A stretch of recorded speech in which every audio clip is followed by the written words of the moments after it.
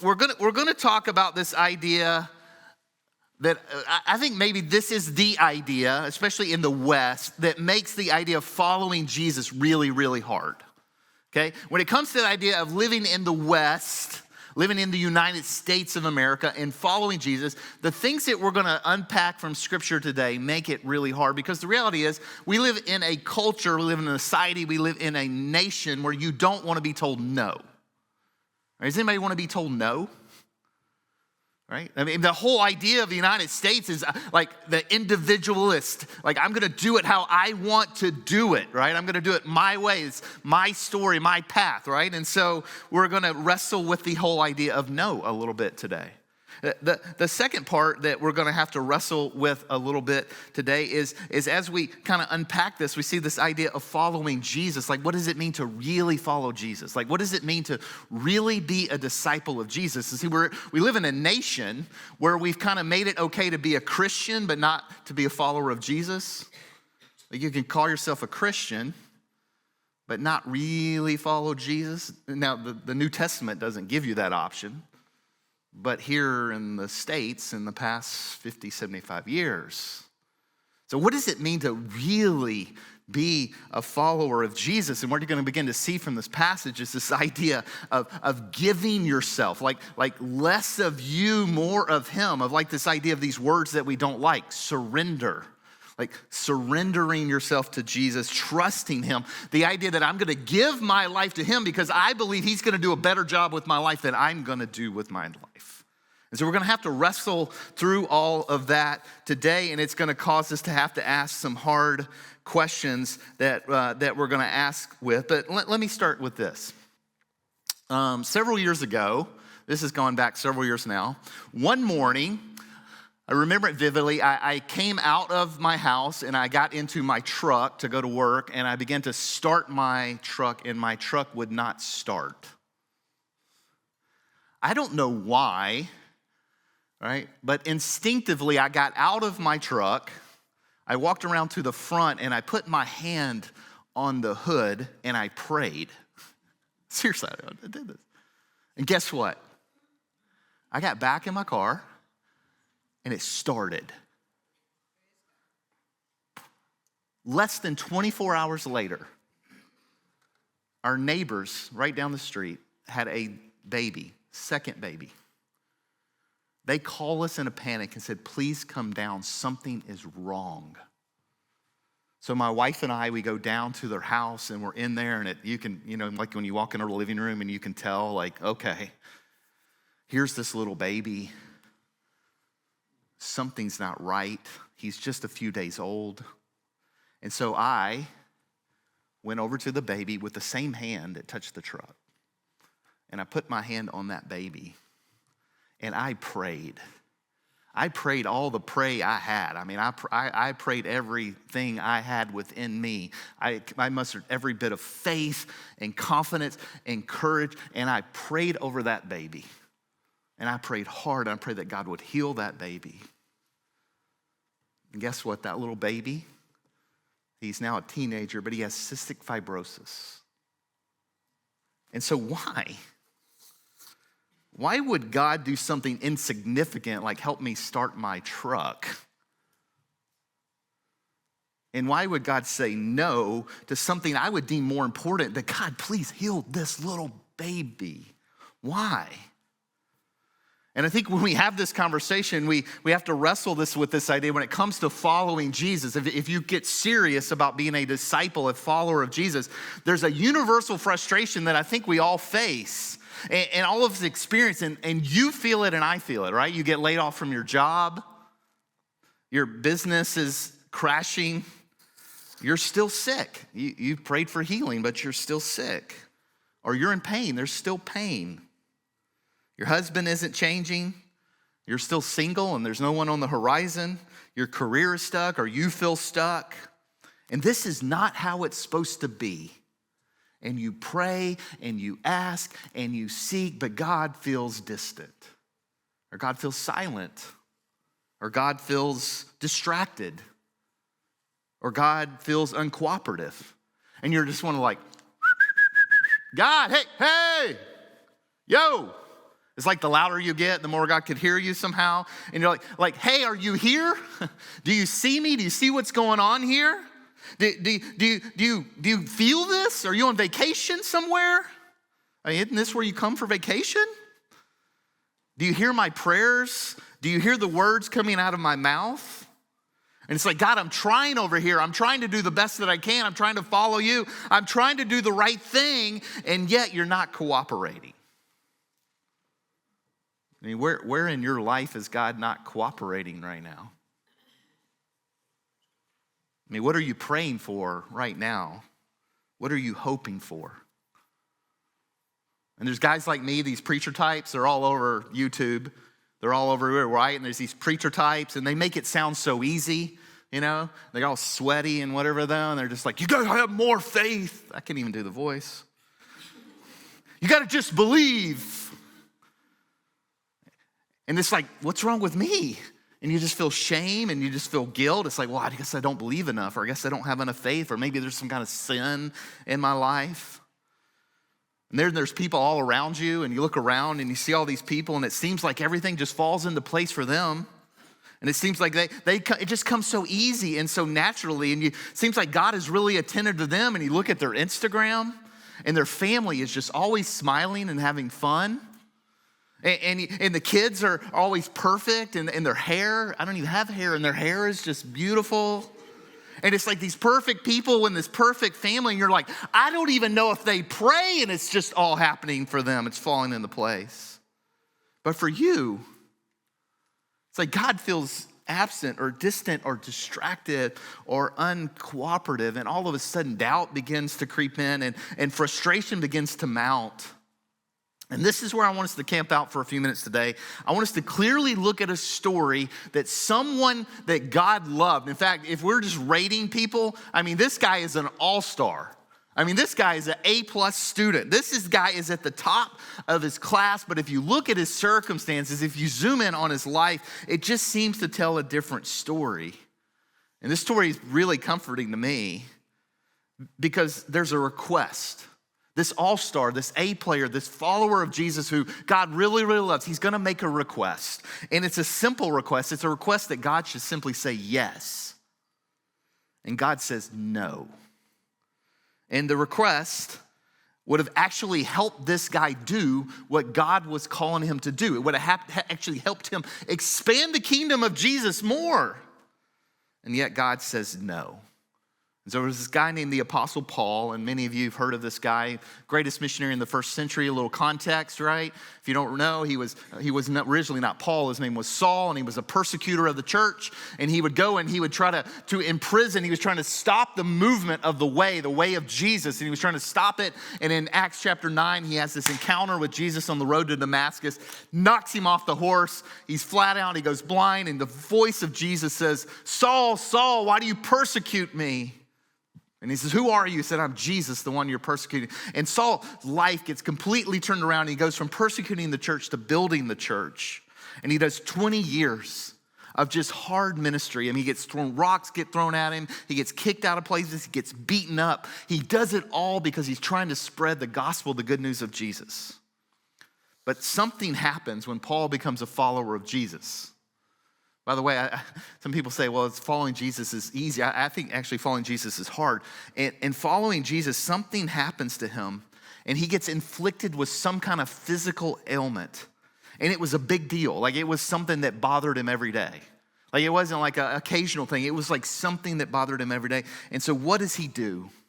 He does exactly what I would do. He does exactly what you would do. He prayed. He said, "God, please, take this from me. Like, remove this pain, remove this distraction, remove this from me." And God says, no. And he says, "Paul, I don't care how much faith you have. I don't care how long you pray. I don't care how long you fast. I don't care how deep your belief is. God, I don't care what you promise. I don't even care what you bargain." The answer, Paul, is no. And Paul says, I begged with him to take it away. And so here's how he records it. Again, we're going to go back to the passage. Hopefully you still have your Bible open to 2 Corinthians chapter 12. Here is Paul's version of this. And let's just break this down for a couple minutes. 2 Corinthians chapter 12, and we're going to begin in the second part of verse 7b. And so here's what Paul writes. He's had this amazing encounter with God, and then he says, therefore, in order to keep me from becoming conceited, I was given a thorn in my flesh. Or another version says, to keep me from becoming proud, I was given a thorn in my flesh, this constant irritating thorn. Now, this is really interesting. Paul says, in order to keep me from becoming proud or arrogant, or Eugene Peterson's version, big-headed, he says, I was given this thorn.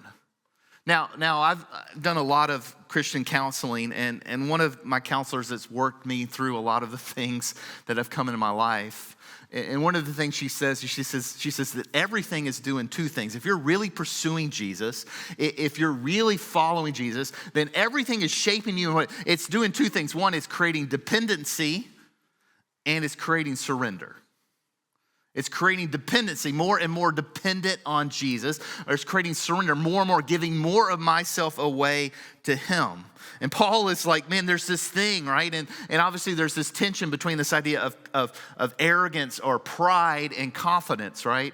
Pride is this idea of being self-sufficient or self-important or self-focused. And obviously there's a confidence that we have because of who we serve and we follow Jesus. And so we have a confidence in him. So we can walk with confidence, but there's a difference in being proud and being confident.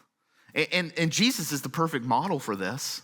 Jesus never compromised the truth. Jesus always stood firm, but he always did it with a humility. In fact, I mean, this is not the sermon today, but I think the thing that turns off people most from followers of Jesus or the church is arrogance. It's just arrogance. But Jesus, he was the perfect example. He was like, man, he had this confidence in truth. He did not compromise the truth, but he did it in this humility. And so Paul is going, hey, he had to get my attention to keep me becoming self-focused or to keep it to come about me. I was given this thorn in the flesh. And then he says this, verse 8, he says, it was a messenger of Satan to torment me. Now there's some figurative language here that's going on, but he's basically saying that he was given this, what he calls a thorn in the flesh. And he uses this word torment, and this word kind of carries with it this idea of it was every day. Like it was a constant, when he stands up, when he sits down, when he's walking, when he's resting, there was this tormenting. Now we don't exactly know what this is. Different New Testament scholars have different ideas. Some say it's like an epilepsy, and so that Paul would suffer with these seizures. Some say it was migraines, and again, if any of you in this room, you suffer with migraine, you know how debilitating that migraine can be, and that he had migraines. Some say it was something to do with malaria, which we don't deal with much here in the United States, or some say it was eye problems, that we know that Paul had some type of eye ailment, and there wasn't glasses and contacts back in the first century. So it was something. So we don't know exactly what it was. He doesn't tell us. But the language here is it's a physical ailment, and it's constant. And it tormented him. It went with him wherever he went and every place he tried. And some of you get this, right? I mean, if you're in this room and you're suffering, you get this, right? If you have migraines, you go, I get that. If some of you are dealing with cancer or some kind of pain, you get it. If you're dealing with anxiety or depression or sleep issues or some kind of addiction, you get this idea of torment. Like, I can't shake it. And so that's what Paul is saying here. And then look what he says, continuing in verse 8. He says, I've got this thorn in the flesh, and it's given by God because it's keeping me humble. And it's tormenting me. But he says, look what I did. He says, 3 times I pleaded with the Lord to take it away from me. Now, again, we read that and he's like, you prayed 3 times? But really what he's saying is he went into 3 seasons, like 3 seasons of prayer and fasting where he just poured out himself. He just poured out everything he had. Said, God, heal me. Please, I beg you, take this from me. I'm desperate, please. Now, if we were to stop kind of right here, I think this actually should be encouraging It's encouraging to me because I look at it and go, well, it's nice to know that there was someone that God loved. There was someone that God called. There was someone that did great things from God. It's someone that we're talking about 2,000 years later. And God used him in significant ways. And in spite of all of that, God says no. I mean, he's pleading, God, please take this away. God, would you please relieve me of this? And if I'm God, I'm like, yeah, it's the Apostle Paul, man, yes. And God in his wisdom says no. We continue, verse 9. So he says no, but here's what he said. But he said to me, my grace is sufficient for you. My American brain doesn't like that answer. Heal me, change my circumstances, take the pain away. Please please take this away. Oh, my grace is sufficient for you. Well, that's not the answer I want. God is saying, my grace is enough. It's all you need. You don't need healing. You don't need that, Paul. You actually have all you need. My grace is enough. I'm not going to give you what you're asking for, but I'm going to give you my grace. Now, that's an interesting word. Again, we use it different ways in the English, but in the first century, in the New Testament, it was used 155 times in the New Testament. And it's used kind of two different ways. There's a grace for salvation, so it's this idea of understanding that I'm separated from God, and that I'm a sinner, I'm born into sin, and that God is holy, and that there's this gap between it, and Jesus came and he died on the cross to make a way for me to be in a relationship with God. And so there's this idea of grace, that God looks at me in my brokenness and in my sin, and he says, Greg, I love you anyway. And because of Jesus, I can be in this relationship with God. So there's grace for salvation. But there's also a version of this, it's this grace for the day, or this idea of daily grace. It's this idea of the ability to put one foot in front of the other. It's the ability to get through the day. It's the ability to come home to the unknown and to endure, to keep going, to take the next step. Where do you need grace today in your life? Where does God need to show up for you today? The idea, the picture I get here as I sit in this is this idea of God seeing me in my pain and reaching toward me, like coming toward me. This is easy for me to picture because my youngest son gets hurt every 15 minutes. He has the gift of getting hurt, and he just gets hurt a lot, and especially when he was younger, he would just how'd you get hurt? I don't know. I just breathed. And so the way that you would soothe him is you would pull him on the sofa, and he's crying. He's got these big, huge tears. And if you just kind of put your arms around him and you just hold him tight, and he would just for a while, and then it would just.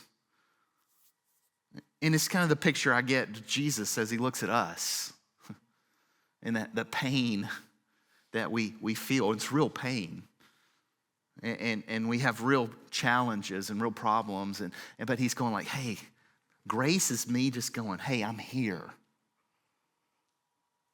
I didn't heal you. I didn't solve the problem, but guess what? I'm here. And so Paul, God says, no. I'm not going to remove this. I'm not going to take this thorn in your flesh. I'm not going to take this physical ailment. I'm not going to remove the pain, Paul. But I tell you what I'm going to do. I'm actually going to give you the grace and the strength to take your next step. I'm actually going to give you the grace and the strength to keep going when you don't think you can keep going. I mean, take a look at this next statement. And again, this is other. This is out there. Look what Paul says. He says, but he said to me, my grace is sufficient for you, for my power is made perfect in weakness. My grace is all you need. My grace is enough. It's all you need. My power, the power of God, the power of Jesus, he says, my power is made perfect in weakness. Now, this idea of perfect is this idea of mature, to come to full fruition. This idea of it's on full display in your weakness. My power is on full display in your weakness. Now, this right here, This is what makes following Jesus really hard. Right? This is why Jesus said, wide is the road that leads to destruction and narrow is the path, right? Because he's saying, I'm going to take your brokenness and I'm going to take your pain and I'm going to take your limitations. And you're going to have to wrestle through that because no one likes to talk about their brokenness or their pain or their limitation. I'm going to take all that, and as you trust me and as you surrender to me and as you give me that, I'm going to show up and I'm going to show off in your pain. I'm going to show up and I'm going to show off in your weakness. Right? Again, that's why he says your life, if you're really a follower of Jesus, what you come to realize is that everything you've been given, all your talents and gifts, and everything you've been given is to bring honor and glory to Jesus. That's when Jesus, when he starts the Lord's Prayer, he says, our Father in heaven, hallowed be your name, right? All glory, all honor, all praise goes to you. And so he's saying, hey, Paul, listen. Hey, listen up. If you're a follower of Jesus, your pain and your limitation, I know you don't like them, and I know you want me to take them away, but I'm not going to do that because actually when you surrender that, when you get all of your pain and limitations and all of your suffering and you begin to trust me in that and give that to me, I'm actually going to show up and show off in that. And in your weakness, the glory and the display of God is going to be on display. And I'm reminded of one of my wife's good friends, Patty, lives in Michigan. And Patty has young, healthy, so much spunk and life, and her body just is riddled with cancer. And they're putting in like rods and stuff in her bones because the cancer is just eating her bones away. And for some reason, about 10 years ago, God put Patty in our lives. And Patty would come visit us 4 or 5 times a year. And you could see the pain. Like sometimes her face would be distorted from the cancer and the pain. But you would sit with Patty. And when Patty would talk, you would lean in. And when Patty would pray, whoa, hold up now. I don't hear prayers like this. What? And her faith, and her trust, and her belief in Jesus is just other. And she prayed, God heal me, God heal me, God. But no. And God's showing off in her. And guess what? A guy like me and like my wife, when we see that kind of faith, guess what it does? It inspires me. It nudges me on. It encourages me. It spurs me on to follow him. There's a depth there. And it's like, what is that? I don't know what that is, but I want to lean in and learn more. And the reality is none of us will sign up for this, right? I mean, you want God to show off in your strength. Like, listen to my voice. Look how talented I am, right? Like, man, I want to show off in my talent. And yes, God uses our God-given talents and abilities, but God, he not only wants to leverage my talents and my gifts and my opportunities, he leverages our weaknesses and our limitations. And the good news on this is we don't actually get to choose. And God says, Paul, I'm not going to remove your weakness. I'm not going to remove the thorn. I'm not going to remove the pain. But I'm going to give you the power to keep going in spite of your weakness. I'm going to give you enduring grace. I'm going to give you the power to endure, the power to just keep going. Now, again, we don't talk about this a lot, but this is honestly, it makes sense. Like, if you were to think about, like, who are the people you admire, or if you were to look at a marriage, and you would say, what's a marriage that I want to emulate? Or what's a student? Like, what is the characteristic of those that I want to emulate? It's this. It's that power to endure, right? No marriage is perfect. No marriage is easy. Doing school is not easy, right? These things aren't easy, but what happens, right, is people show up and do consistently what other people do sporadically, right? And what really following Jesus is this showing up every day and doing consistently, that endurance, that consistency. It's not a flash. It's not a here today, gone tomorrow. It's just, this is like how to be a good husband, how to be a good wife, how to be a good parent, how to be a good church, How to be a good friend. What do? You just show up day in, day out, week in, week out, in the good and the bad. We just show up. We consistent. It's character. It's dependable. And he's saying, hey, Paul, I'm not going to heal you. I'm not going to make your life easy. It's not going to be what you want. But I'm going to give you the power to keep enduring. I'm going to give you this grace to endure. And then look what he says, verse 9. Who says this? He says, therefore, I will boast all the more gladly about my weakness so that Christ's power may rest on me. I think, Paul says here, he says, I think actually God shows off best, not in my strengths or my talents, but in my weaknesses. Who says that? You know what? I think the way that I handle pain, the way that I handle challenges, I think God is actually going to show up best, not in my talent and my strength, but in my weakness. You know what I dream about our church and what God's going to do here, and God's clearly moving and doing stuff that are bigger and beyond me, right? But it's a group of people, right, that do community together, right? We're pursuing Jesus together. We're trying to figure out how to arrange our lives, to organize our stuff and our resource, like around the idea of following Jesus, and we're going to do it together. And guess what together means? Messy and hard, right? And there's going to be days that I don't like you and days you don't like me and days when it's hard. But you know what the true picture of this community is, this Jesus type community, is I'm in, right? I'm in. I'm choosing to do life with you. And when it's hard, guess what? I'm in. And when it's easy, guess what? I'm in. Those don't happen very often, right? I'm in. And you know what that is? That is a picture to a hurting world of what it really looks like to have this idea of community, of Jesus community. Right? He says it's like all through the New Testament, he says one another, love one another, support one another, encourage one another, be there forgive one another, confess your sins to one another, right? And what's the picture? He's painting this picture of there's a group of broken, imperfect people who choose to pursue Jesus, but not as individuals. That's never the picture in the New Testament. That's easy. I can follow Jesus on my own, man. Me and me always agree, right?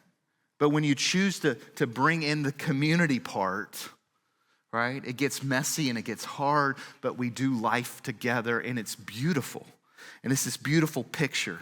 And this is what Paul is saying. He says this, verse 10, that is why for Christ's sake, I delight in weakness and insults and hardships and persecutions and difficulties. For when I am weak, that's when I'm strong.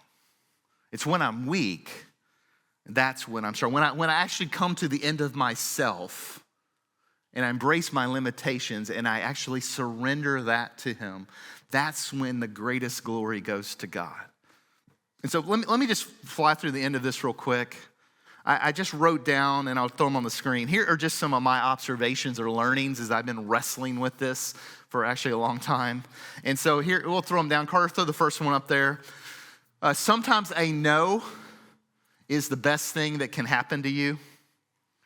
Are any of you old enough to think back at a time when God said no? And at the time you were like disappointed and broken and like, this is terrible. Oh. But now you look back with perspective and go, thank you. Whew. Right? Some of the young people are here like, no, I don't get that. Some of that comes with age.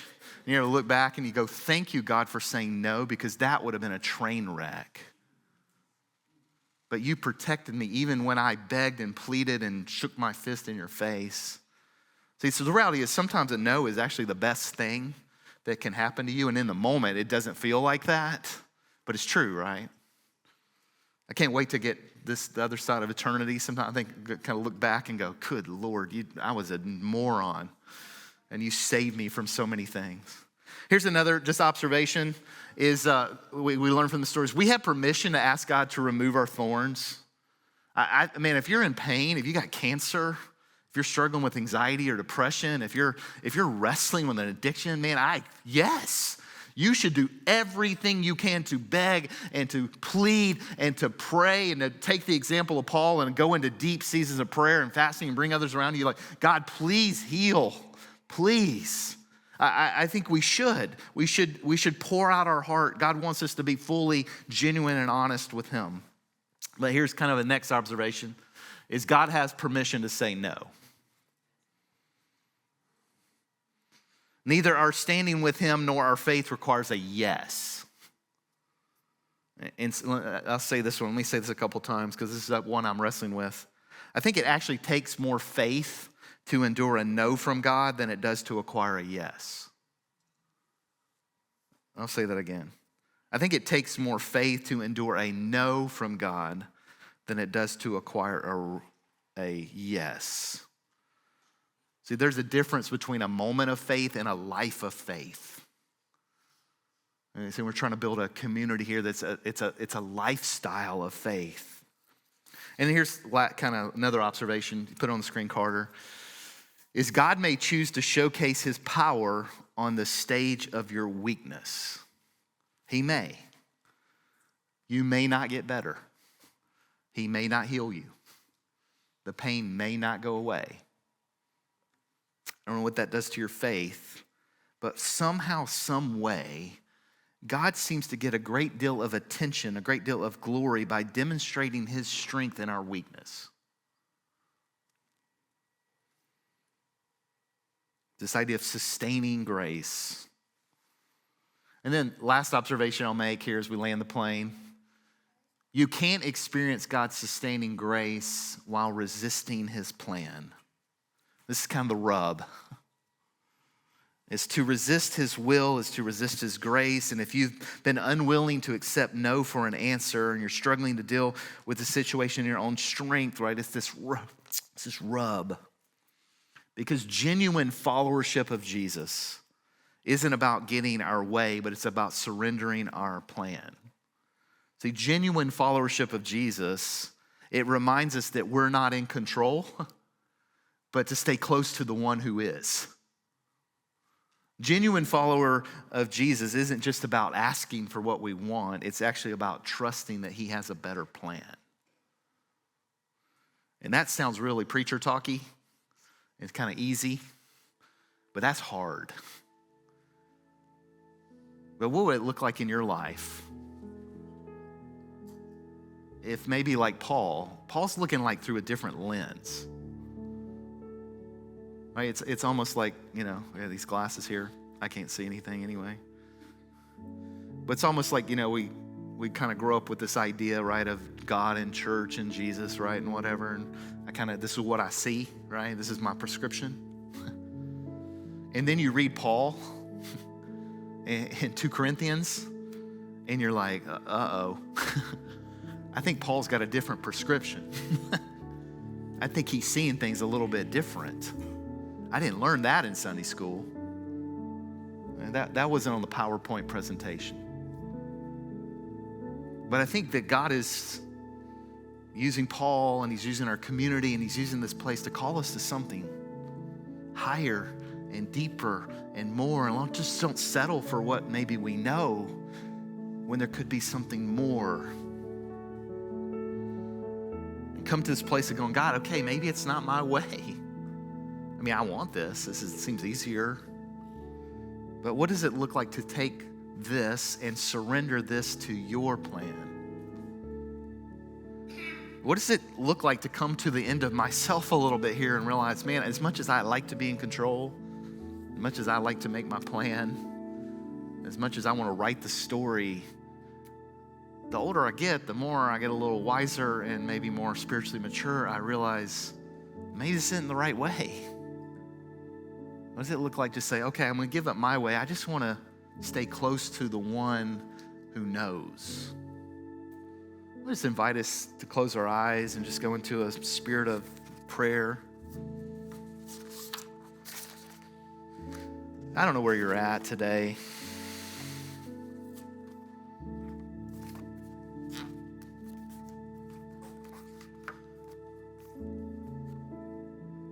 I have a strong sense of God's presence in this place.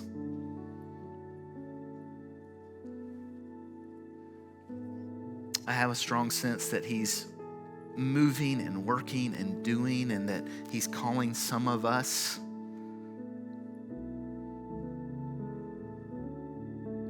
to this place that's deeper and higher and more, and he's calling us into places where he increases and we decrease. And we got to wrestle through all of what that means. And so I'm just going to kind of encourage you here in a minute. Again, if you're new, we're not doing anything weird. We just kind of take some time to respond.